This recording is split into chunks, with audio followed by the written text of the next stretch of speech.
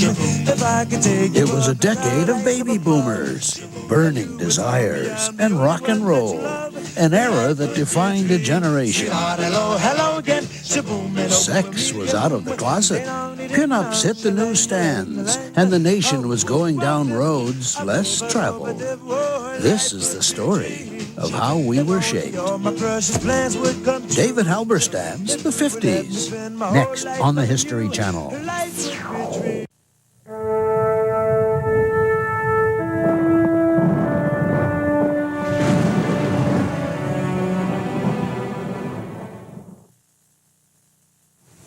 Hello, I'm Roger Mudd. Welcome to the History Channel. Mention the name Kinsey, and what comes to mind? If you were around in the 1950s, the answer is probably sex. Alfred Kinsey's study of sexual behavior sent shockwaves through post-war America. Our series, The 50s, continues with three pioneers who let sex out of the closet in that supposedly prim and proper decade. We begin with Kinsey, whose work remains highly controversial because, as it now turns out, his sample included a high percentage of convicts and sex offenders. But even if Kinsey's methodology was flawed, there's no questioning his impact. Join us now as the History Channel presents The 50s, Burning Desire. The end of a perfect evening. But how do you say goodnight? Don't, please. Or it could go this way. Well, so long. Just like that. One more way. I had loads of fun. So did I. Good night, Woody. Night, Ann. Bum bum bum bum bum bum bum bum bum bum bum bum bum bum bum. Does she love me with all her heart? The instructional films of the 50s seemed to capture the spirit of the age. Dating do's and don'ts, and no sex outside of marriage. But were we really doing what we were supposed to be doing? Or was there something else going on? Well, it's a lover's question I'd like to know.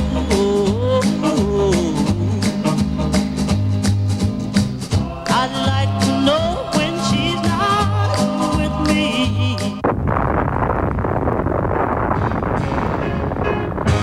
Come on, baby, let the good time roll. Come on, baby, let me thrill your soul.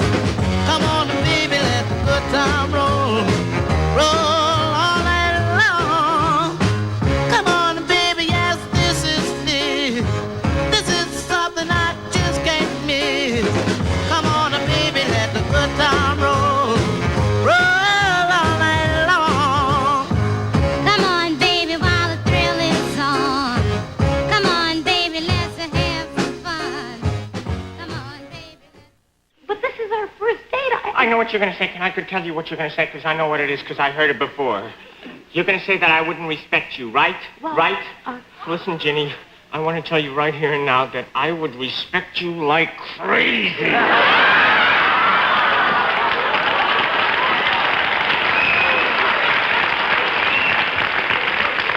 I would respect you. Listen, you can't even imagine how I would respect you. I just want to make that point very clear.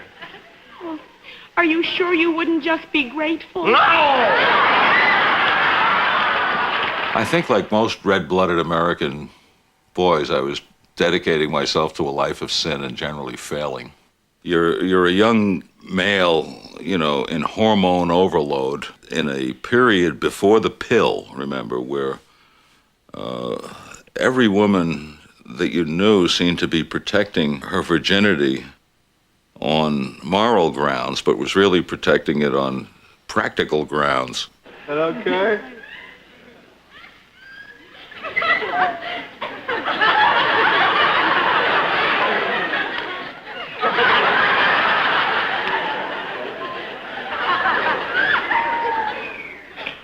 Do you think you're going to go to college? With boys, you had to really control the situation sexually. You know, nothing below the neck, you know, for certain boyfriends. So they could go only so far and no further. It was a huge decision if you finally decided to go all the way, which is what they called it then. It was a huge decision and a risk.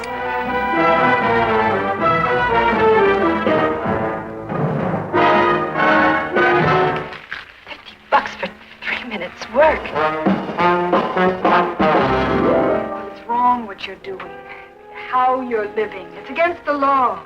Nothing's against anything until you're caught. B movies could be steamy, but only if they wagged a finger at the same time.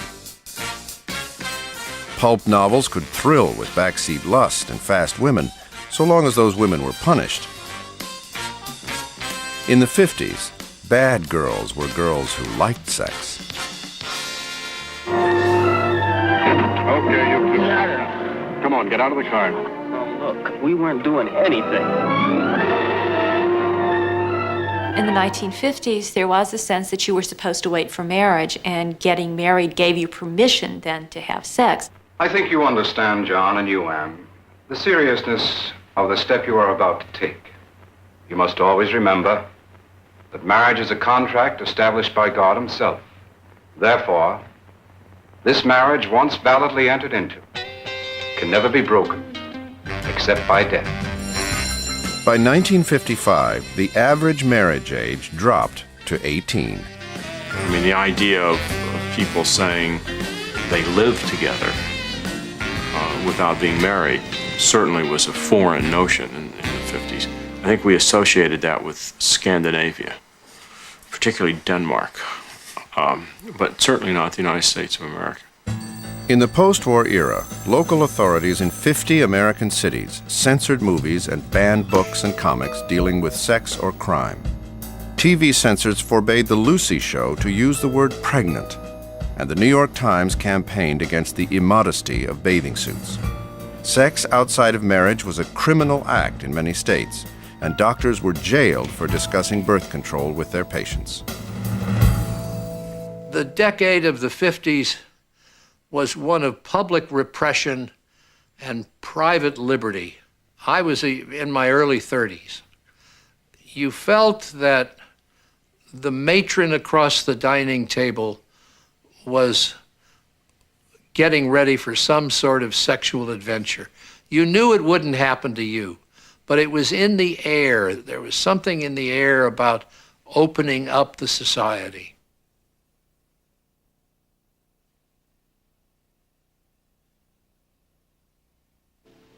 Well, take it easy. Not those cats. The frank treatment of sex in A Streetcar Named Desire caused a sensation on Broadway and on the screen. The author of the play, Tennessee Williams, was openly homosexual in a period when that was a crime. Hey, Stella! A Streetcar Named Desire made it clear that men and women had strong sexual appetites that could not be contained by the social pressures of the time. Streetcar really exploded on Broadway, and it reached one of the great squares of America in that era. A professor at Indiana University with a crew cut and a bow tie named Alfred Kinsey. He was immediately jolted by the play because he felt that he had been working in the same vineyard as Tennessee Williams, who was also trying to fight his way through all the myth and superstition and darkness so that sexuality could be brought out in the open, discussed, understood, and so much of the darkness wiped away. You don't have to leave me, baby. Alfred Kinsey was obsessed with sex. He had collected scores of erotic films and magazines and interviewed over 5,300 men about their sex lives. Behind the doors of his sex institute, Alfred Kinsey was trying to understand the irrepressible lust in the heart of America. Did you say I've got a lot to learn? Well, don't think I'm trying not to learn, since this is the perfect spot to learn. Oh, teach me tonight. In 1948, Kinsey released his first findings, Sexual Behavior in the Human Male. Published in a small academic press, it was 804 pages with no pictures and weighed 3 pounds. but it became an overnight sensation and a bestseller. It was known simply as the Kinsey Report. The Kinsey reports showed that Americans were doing what they weren't supposed to be doing. The Kinsey Report came out when I was in high school, and it led to days of giggling. I mean, the very word sex would cause giggles and people to get red in the face. Society was quite conservative. That's why people were outraged when we showed that the great majority of people had premarital intercourse and that the incidence of adultery was higher than anyone thought. And they're particularly vexed by our high incidence of homosexual activity. Excited by the material, one Hollywood producer tried to option the report. An admirer sent Kinsey a come-hither telegram. Anxious to meet you. Please telephone me. Warwick Hotel. If Mae West had known Kinsey, she would have been disappointed. He was a Boy Scout who married the first girl he ever dated. We always laughed when Mrs. Kinsey came in with anything. She once said to a New York Times reporter that she hardly ever saw her husband now that he had taken up sex. On Sunday nights, the Kinseys would host a musicale. They invited professors and graduate students to sip tea and listen to records from their classical collection.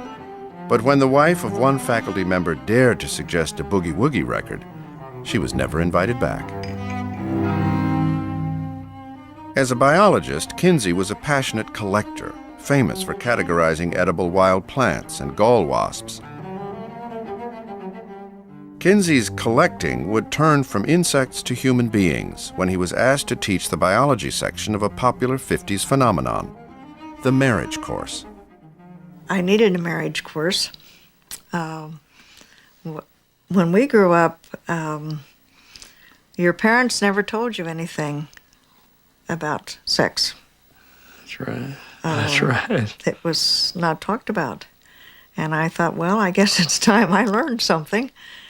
Students came to me with questions concerning sex. They wanted scientific data. I went to the scientific data, and I discovered that there was practically nothing known about human sexual behavior in comparison with what we knew about the sexual behavior of other animals and in comparison with what we knew about the activities of other parts of the human body. I don't know what she's going to say. Well, I thought, you could get pregnant by just being close to somebody. That's how naive I was. I'll bet we could get some advice from the marriage counselor over at the church. His name is Hall. Phil told me about him. He teaches a course in marriage and family living at the college. There was probably an early physical reaction, a romantic attraction that pulled you together, a love appeal that hit you sort of boing. But it takes more than this boing. For you see, if you're too far apart psychologically, if your backgrounds are not similar enough, it can cause a great deal of argument and unhappiness until it's gone. Where'd it go? We had a course called Modern Living, which was taught by our dean, Dean McIntosh.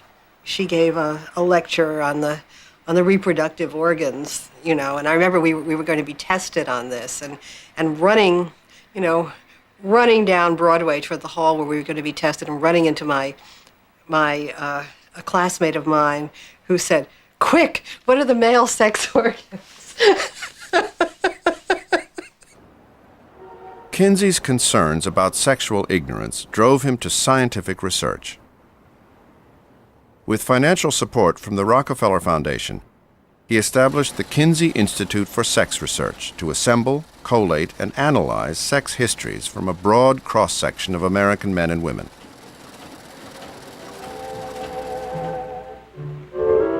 Struck by the tensions between sexual habits and the social mores of the time, Kinsey was fascinated by the phenomenon of petting. In the 40s and 50s, petting was condemned by law in every American state and practiced by 95% of young adults. Within the safety of a steady relationship, young people necked and petted and explored sexually as long as the line wasn't crossed. as long as the girl or the woman remained technically a virgin. Look, you're going to give me goosebumps. Really? I'll cut it out. Never.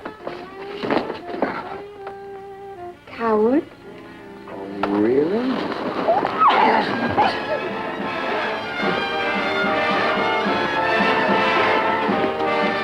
Both boys and girls are mature many years before the average age of marriage.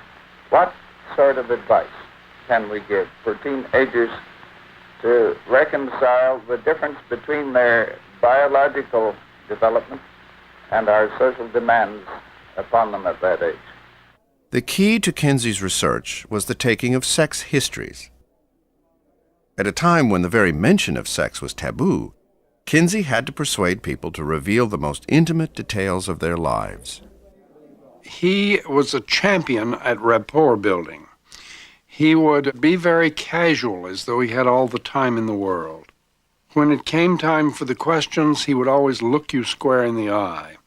So he would gain the confidence by a kind of non-judgmental quality that he had. When I did my interview with him, I felt no embarrassment.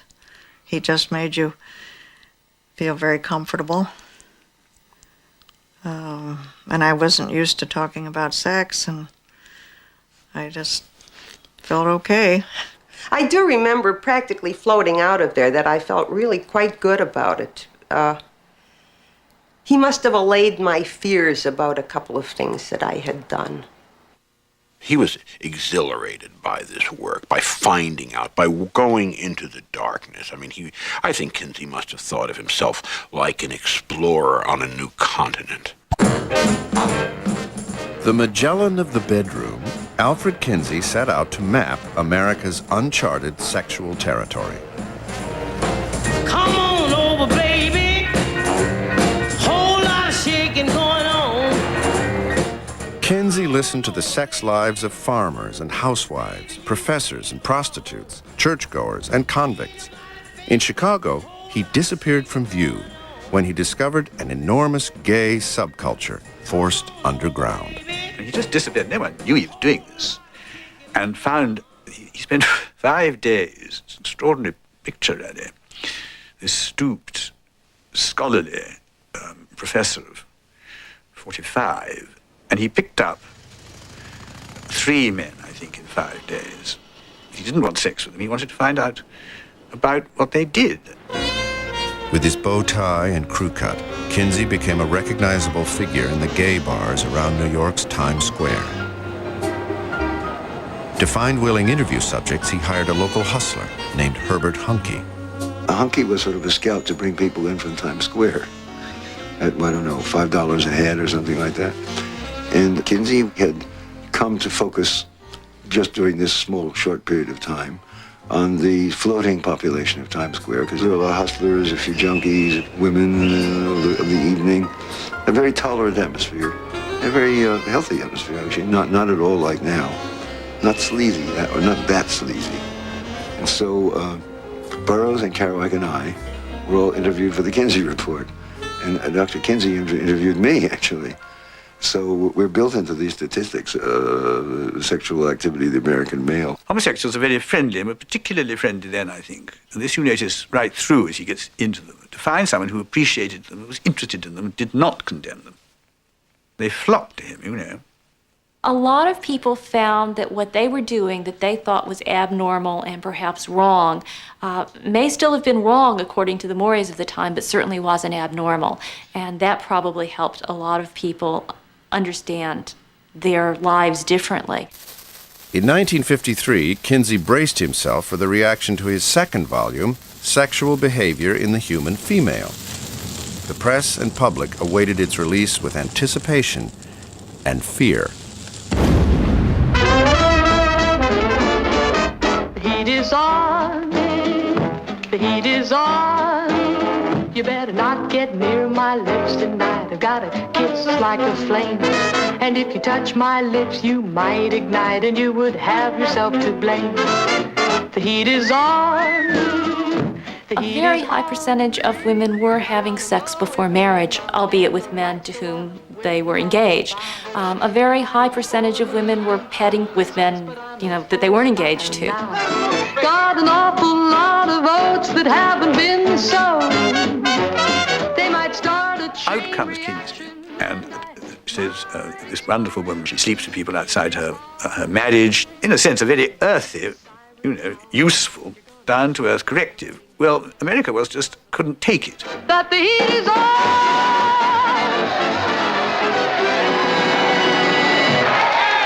In our society back in those days, we still had this sort of good girl, bad girl dichotomy. They were either Madonnas or whores or something. And it upset people to find that most women were in between. Have you formed any opinions about the book as a result of your reading? I wouldn't like to read the book. You would not like to No. read it. Do you approve or disapprove of the I book? disapprove of it. I think he speaks to the wrong kind of people, because I don't think the average person feels that way. I think it's a waste of a brilliant man's time and money, and I don't think that any decent woman would give a man her opinions on such a matter. I know I wouldn't. I think it's a good thing. I think the more you know about anything, the better you can do it, and the better you do it, the more successful you are, irrespective of what it is. If Kinsey wouldn't spend so much time on sex, he'd have a little much more time for his wife. I think ignorance is the thing that's wrong, not the knowledge about anything. Whether or not you agree with it isn't the point. It's the knowledge of it that makes it important. Then after you know about it, then you form your opinion. Kinsey became a kind of pop star, drawing enormous crowds for his lectures on sexual behavior. Polls showed that a majority of Americans supported Kinsey's work, and inquisitive readers turned the female volume into another bestseller. The criticism for the second volume was much more hostile than for the first. Clergymen attacked him on moral grounds, calling his work animalistic. One congressman said the book contributed to the depravity of a whole generation and convened a committee to demand that the post office bar the book from the mails. Some of this came up in a congressional subcommittee. We were insulting American womanhood. All of this destruction of our Judeo-Christian morality, which we were attempting to do, obviously, would result in making it easier for a communist takeover. Kinsey began to realize that he was under siege and that his funding might be cut off. And at that point, I think he became extremely sensitive, and he tried to get the people from the Rockefeller Foundation to come out to Bloomington to see what they were doing. But it was very threatening because he was suggesting things about the daily fabric of their lives. Kinsey was saying, "Sir, it's in your own home."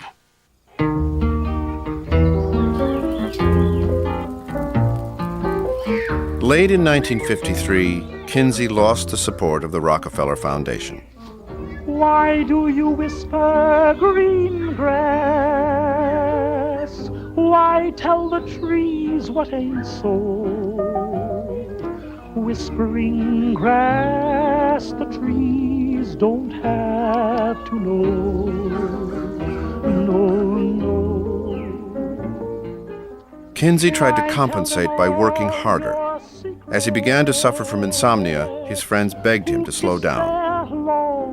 But he refused, and only 3 years after the female volume was published, his heart gave out. Don't need to know.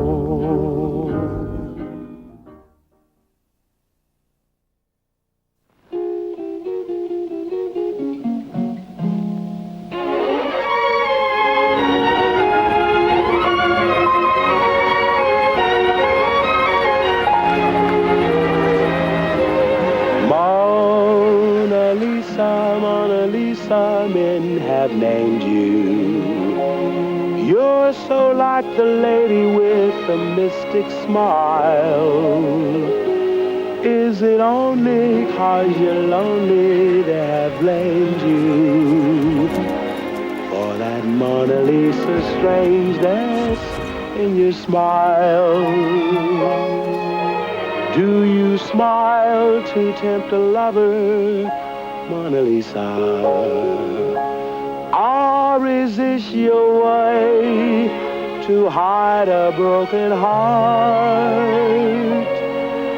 Many dreams have been brought to your doorstep. They just lie there and they die there. Are you warm? Are you real? Mona Lisa are just a cold and lonely, lovely work of art. She's an enormously luminescent figure because there is both the stunning beauty and sexuality, and then at the same time with her, the vulnerability. She arrived at the right moment when the country was about to renegotiate its Calvinist Puritan origins. I mean, she's a great comedian, so that she's at once sexual and she's also mocking that sexuality. Is there anything I can do for you? What a ridiculous statement. Mr. Grunion, I want you to help me. I have a little sand left. What seems to be the trouble? Some men are following me. Really? I can't understand why.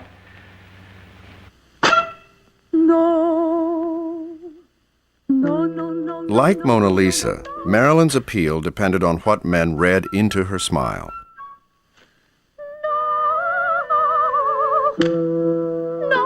"I've never fooled anyone," she once said.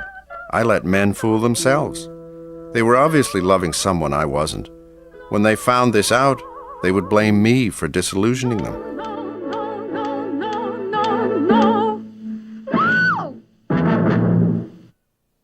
She was both innocent and deeply sexual. Like Kinsey, her troubles began when she was caught between the way things really were and the way they were supposed to be. In 1949, needing $50 to pay for her second-hand car, Marilyn agreed to pose in the nude for a photographer named Tom Kelly. Kelly remembered that she was nervous that the nudity might hurt her career, and I guess he talked her out of it, and she took off her clothes, and out of that came this famous calendar cover, as she later said, with nothing on but the radio. The calendar photo became famous, but for many years no one knew that it was Marilyn. So her career as America's most wholesome sex symbol continued to soar. Late in 1952, Fox received an anonymous phone call from a blackmailer threatening to reveal that Marilyn was the calendar nude. Saying it would destroy her career, Fox pressured Marilyn to deny it. But Marilyn's response surprised everyone. When Marilyn told the truth, her fans embraced her for it. Americans seemed to want more honest talk about sex, a popular attitude that would be exploited by another. One of the people who saw that great Marilyn Monroe calendar was a repressed, sexually obsessed young square in Chicago, a failed cartoonist named Hugh Hefner. From a small apartment in Chicago, Hugh Hefner watched the Marilyn controversy with great interest. Though he had no money and little experience in publishing, he believed that if he could find a way to buy the rights to the calendar photo, he could launch a magazine that would challenge the repressive sexual climate of the 1950s. Marilyn Monroe would be the lure for readers whom Hefner hoped would share his fantasies of a lifestyle blending fast cars and philosophy, men's clothes, and naked women. I discovered that the John Baumgarth Company, a calendar company that was located very close to where I grew up on the west side of Chicago, owned the rights to the Tom Kelly calendar picture. So I went out there and I walked out of there with the rights to reproduce the picture for $500, and he threw in the color separations. Now, the color separations would have cost me more than $1,000 by themselves. In his dingy apartment, he wrote the first issue himself. Then he set out to find an art director who would work for stock in the shaky new venture.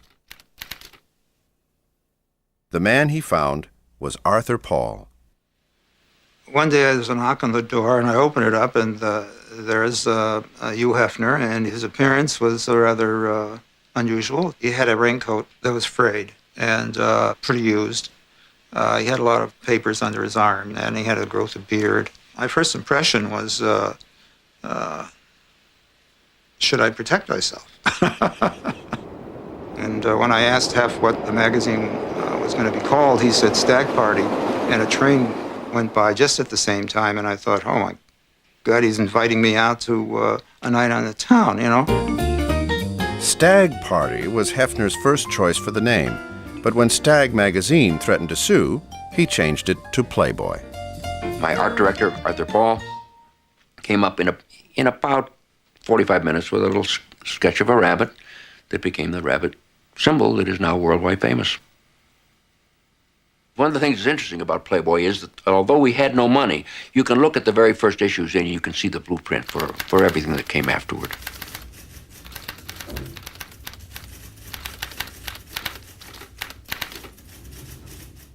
In the belief that customers would actually read the articles, Hefner included a variety of lifestyle pieces, digs at marriage, and reprints of old fiction. There was also a cluster of illustrations inspired by the Kinsey Report, for Hefner saw himself as the heir apparent to the famous sex researcher. Max Lerner saw the parallels between, and the cause and effect between, Kinsey and myself. And he said, Kinsey did the research, I was the pamphleteer. Because of the Monroe photo, every young male of 1920 went out and bought a copy. I think they thought maybe if they could sell 30,000 copies, they'd be lucky. And they sold 53,000. And he was in business. He went out and bought a used Studebaker car, and he now had a magazine and a kind of crusade. Hefner wanted to take sex out of the dark, to make it as wholesome as a party game. Sex can be fun, said Playboy, if you don't think it's a sin.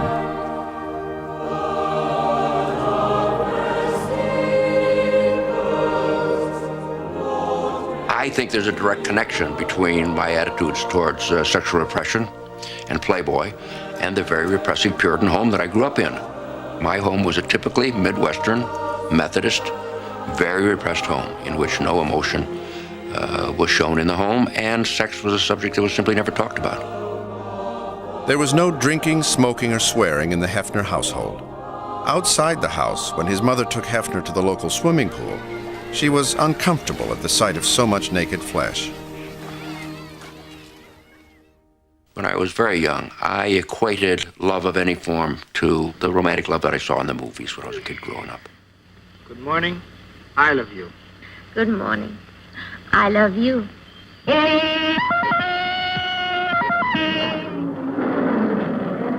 I saw Tarzan and his mate in 1934. And that connection between man, woman, animals, nature had tremendous meaning for me when I was a kid. Are you sure there isn't another woman? Woman, man. That's the way it should be, Tarzan. Hefner married the first girl he slept with, but after 2 children, the relationship soured. Suddenly, he felt trapped, a prisoner of marriage. Trapped?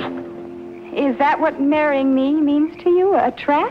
Well, in a way, yes. You don't care about anything or anybody but yourself. Wait a minute. No, I'm not going to trap you. I won't be a ball and chain around your neck. You're free. You're free as a bird, and you can do whatever you want to do. Ellen! Freedom from marriage is what Hefner was after. In the 50s, that was a radical idea. Sex without obligation. Our first story will come from the 30-year-old brain behind the hottest property in the publishing world. He's Hugh Hefner, editor and publisher of Playboy magazine. By occupation, he's an expert on American women. Chicago Magazine quoted you to the effect that sex will always be a primary ingredient of the magazine. Isn't that really what you're selling? Kind of a high-class, dirty book? No, I don't think so at all. There's an important distinction here. Oh, with this, I think that you'll agree. It's a sniggering kind of sex. It's a lascivious kind of sex. It certainly isn't a healthy approach to sex, Hugh. You wouldn't suggest that it is. I would not only suggest it, I would say it rather strongly. We consider it a pretty healthy attitude. Pretty healthy. He was going to free the sexual slaves. But I thought it an adolescent notion at the time, and it made me vaguely uncomfortable. By the time he went on Night Beat in 1956, Hefner had struck a nerve in America. He was willing to talk openly about some of the things that had been, in a sense, forbidden. He upgraded the idea of sex. He made sex almost literary. As much as I may have differed, basically, with the philosophy of Playboy in all sorts of ways, he let me have my say in the pages of that magazine on a regular basis so that I could deal with that immense audience and deal with how they might really be thinking and reacting as opposed to the more idealized imagery that one got elsewhere. No, Georgie, I can't ask you to help. It's my problem. Your problem? Why, you crazy, sweet little kid. Oh, I played it smart, all right. I bought you clothes, jewelry, and then I put you up in your own apartment. And when I knew you were dazzled, did I tell you it was all impossible? Did I tell you I was married? Please, Georgie, don't blame yourself. I'm not even sure it's yours. There was a sense in Playboy that being a sexual person was actually part of being a sophisticated person. And that doesn't sound that radical now, but in the 1950s it was.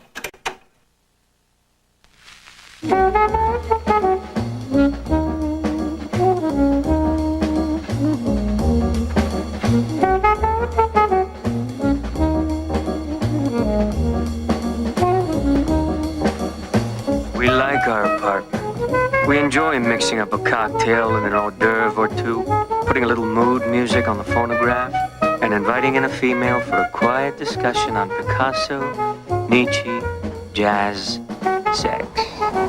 Can't you just see the young woman who's been invited to come in from across the hall, and she just gets a telephone call from her parents back in Terre Haute, and she says, I have to run. And they say, why? I'm calling you. And she says, no, I have to go across the hall to talk about Nietzsche with Hugh Hefner. Playboy made it clear that finding playmates was easier if you had the right accessories.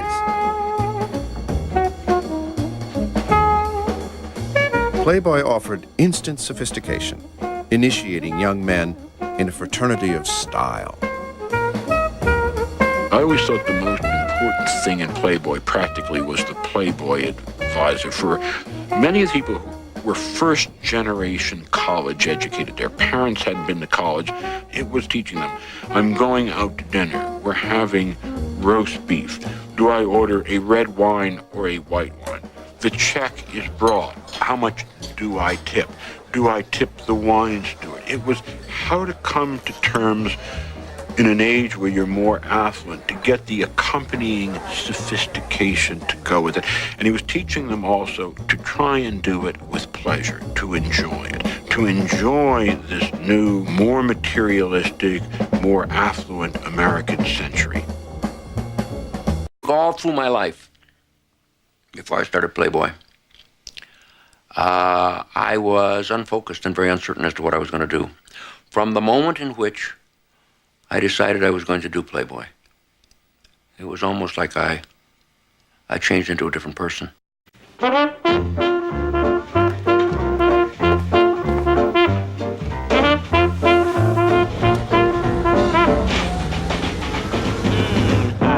dig chicks. A chick's a man's best friend. I dig chicks. To me, chicks are the end. I dig dogs. Hefner reinvented himself as the hero in a male sex fantasy, one that all of the magazine's readers could share. I dig Polly and Molly, and by golly, I dig Mildred too. The message in the centerfold, quite frankly, was good girls like sex too. And that, of course, is very, very revolutionary because, we had that dualism in our religious heritage that suggested that only bad girls like sex.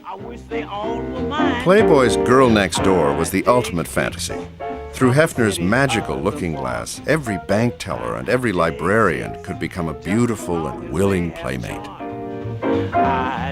Stepping briskly into an LA library, we found our eyes dazzled. The part-time librarian who offered us informed assistance struck us immediately as playmate potential.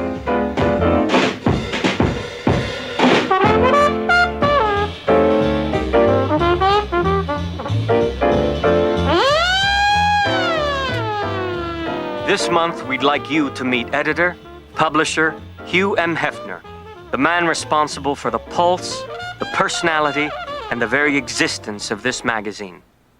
He always wears loafers, and a bottle of Pepsi-Cola is never very far away. He begins his day around 11 a.m. and ends in the early hours of the following dawn. He has an enthusiasm for the magazine that communicates itself to his associates like sparks to tinder. One never had a sense that there was any laughter or joy to it. He seemed very much the modern descendant of that same Calvinist ethic, although trying to turn it around on sexuality.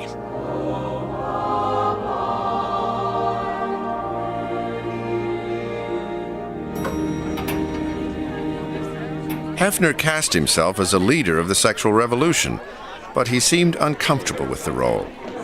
In a TV series he produced, Hefner strained to work the room as if a stranger at his own party. Hello there. Welcome to Playboy's Penthouse. I'm Hugh Hefner, editor-publisher of Playboy magazine. And Playboy's rabbit... To me, he never seemed like a fellow who had much fun. He'd have these huge parties full of these ladies in bouffant hairdos and very, very heavy superstructures. And everybody would be running around drinking. And Huey would be there puffing his pipe and guzzling his perennial bottle of Pepsi-Cola. But he always reminded me of a sober businessman, the sort of pious Methodist businessman who in the early frontier days would have gone to church and made a lot of money selling liquor to the Indians on the side. Playboy offered an appealing fantasy to men in the 50s, but the girls next door were hardly that. They were airbrushed paintings of distant bodies, seemingly available, but never attainable, except to one man, Hugh Hefner, who captured them all under his magnifying glass. Are you warm? Are you real? Mona Lisa? Are just a cold and lonely, lovely work of art.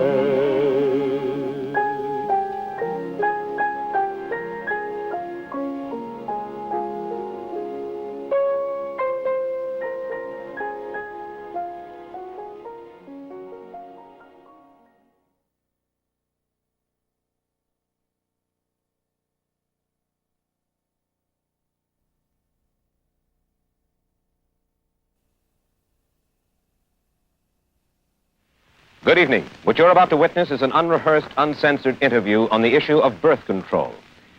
It will be a free discussion of an adult topic, a topic that we feel merits public examination. My name is Mike Wallace. The cigarette is Philip Morris. The Mike Wallace Interview. Tonight, we go after the story of the woman who violated convention and bucked powerful opposition to lead the birth control movement in America. You see her behind me. She's Mrs. Margaret Sanger, who was thrown into jail 8 different times for her efforts. When we decided to book Margaret Sanger, the sponsor, Philip Morris, was not especially happy. And the network was not especially happy because it was well known that she had an antipathy toward the Catholic Church on the issue of birth control. They're celibates. They don't know love. They don't know marriage. They know nothing about bringing up children or any of the marriage problems of life. And yet they speak to people as if they were God. Well, the natural law, they say, is that, first of all, the primary function of sex in marriage is to beget children. Do you disagree with that? I disagree with it 100%. Your feeling is what, then? My feeling is love and the attraction between men and women. In many cases, the very finest relationship has nothing to do with bearing a child. It's secondary. You simply had to admire her for the courage that she showed, for the determination that she showed, and not just on that half-hour broadcast, but what her life had been. Margaret Sanger's commitment to birth control began when she was a child, traumatized by the death of her mother. Margaret Sanger's mother died at the age of 49. I'd like to say died of old age because she had had 18 pregnancies, 11 of them bringing forth children, 7 of them resulting in miscarriages. And there's a family story that says that Margaret Sanger leaned across her mother's coffin at the funeral, pointing directly at her father and saying, "You caused this." As a nurse in the tenements of New York's Lower East Side, Margaret Sanger saw other families like hers. Dear Mrs. Sanger, I am 30 years old and have been married 14 years and have 11 children. If I could tell you all the terrible things that I have been through with my babies and children, you would know why I would rather die than have another one. So please, pity me and help me. Dedicating her life to educating women about birth control, Sanger became a notorious crusader. For more than 20 years, she sought her own holy grail, a birth control pill that women could swallow as easily as aspirin. In the 50s, with money from a sympathetic heiress, Sanger went looking for a scientist to turn her dreams into a reality. The man she found was Gregory Pincus. An expert in reproduction, Pincus was famous for a 1939 experiment in which he astounded the world by fertilizing rabbit eggs in a test tube. He was on the frontier of work in genetics and it made people uneasy. There were attempts to caricature him in the popular press as a kind of Frankenstein who would, create children without fathers. The hysterical reaction to Pincus's experiments helped push him out of Harvard University. By the time Sanger and McCormick found him, Pincus was doing basic research in Massachusetts in a group of old houses known as the Worcester Foundation. Margaret Sanger arranged a dinner with Pincus and asked him if it was possible to make a birth control pill. Pincus said it was, and that he was the man to do it. When his wife was skeptical about the prospect of such a pill, Pincus responded, "Lizushka, in science, everything is possible." Much of the scientific work had already been done.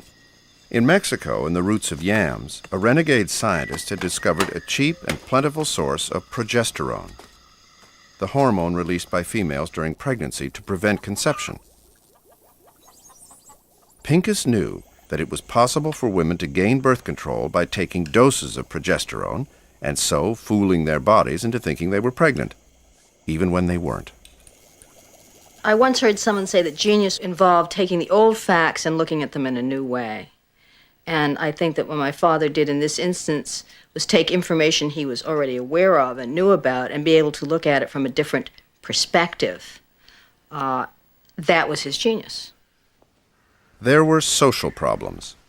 In Massachusetts, the transmission of information on birth control was a felony, punishable by up to 10 years in prison. The work that was being done in the Worcester Foundation could not even be discussed in polite conversation. Medical terms on reproductive biology were largely unknown to the general public. Church groups and school groups would come through here. One time they came, and we were castrating hundreds of rats. And they were so enchanted with all these testes that we kept taking out and throwing off to one side. And they have a beautiful blood pattern on them. So they wanted to know more and more and more about this. And I couldn't explain it to them in terms that were socially acceptable. I tried everything. Finally, I got down to 4-letter words. And I got greeted. Each group, either it was dead silence or it was giggles. There was nothing in between. But it was the kind of language that nobody ever spoke. By the late 50s, Pincus was ready to do extensive human field trials on the use of the pill. They knew they could not do the trials in the United States. In the state of Massachusetts, where they both were located, it would be absolutely illegal to be looking for a contraceptive. The first trials were conducted in Puerto Rico and Haiti.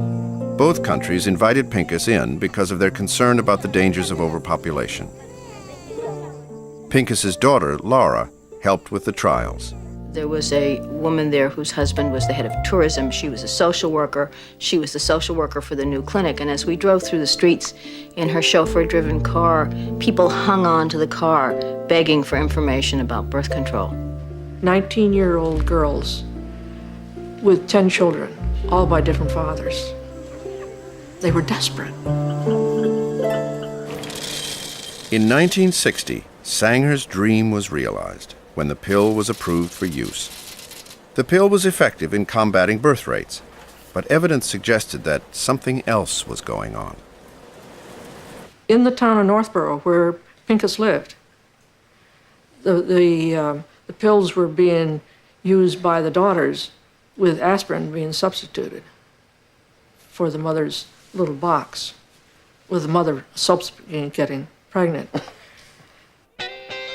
The real impact of the pill would be felt by young women who would find a sexual freedom their mothers could only have dreamed of. I mean, I thought we were going to help these people that had all the children they wanted and had more than they wanted and didn't want any more. That's what I thought we were doing. I didn't think we were going to turn the world upside down. Womp bom loom bom lom bom bom to the boot, oh root, to the boot, oh root, to the boot. The advent of the pill was part of a bigger change in American society, a breaking free of old bonds and restrictions. Womp bom loom bom lom bom bom.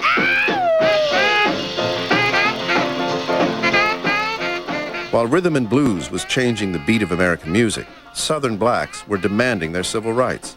An attempted ban on a poem called Howl was struck down, and Bridget Bardot first appeared on American screens. Elvis the Pelvis was topping the American music charts at the very same time that Goody Pincus and Margaret Sanger were handing out their first birth control pill. I thought all the things that contributed to the sexual revolution in the 60s were seeded in the 50s. It was an increasingly sophisticated society that was trying to push down the barriers of this narrow Puritanism. And then, of course, when you had the dramatic change in technology with the coming of the pill, the explosion took place. The revolution came on. The sexual revolution was not without its downside. In the 50s, only about 8% of births were to single mothers. It's now more than 25%. And some of the revolutionaries, like Margaret Sanger, had repugnant ideas. Sanger suggested illiterates and criminals be sterilized, and she talked about creating a race of thoroughbreds. Now, here's a look at our next episode of the 50s. The movement that couldn't be stopped. Black Americans, invisible in so many ways, decided to be seen and heard.